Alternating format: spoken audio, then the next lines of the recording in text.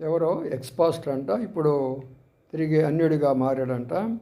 ఆయన ఏం చెప్తున్నాడంటే, యెహోవా దేవుడు నిర్గమకాండంలో మరి విగ్రహారాధన చేయొద్దన్నాడు కదా. మరి ఆదికాండం 8వ అధ్యాయంలో యాకోబు అక్కడ ఒక రాతిని నిలబెట్టేసి నూనె పోసాడు.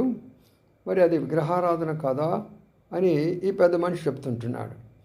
నేను దానికి ఇచ్చే జవాబు ఏంటంటే, అలాంటి పనులు చేశారు కాబట్టి నిర్గమకాండంలో ధర్మశాస్త్రం రాయాల్సి వచ్చింది.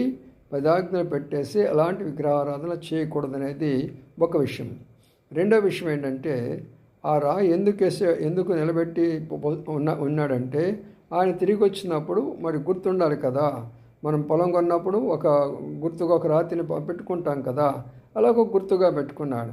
మరి నూనె ఎందుకు పోసాడు అంటే, అందుకనే కదా ఈనాడు మనం పాలు పోస్తున్న వాటన్నిటి మీద అది వాళ్ళ యొక్క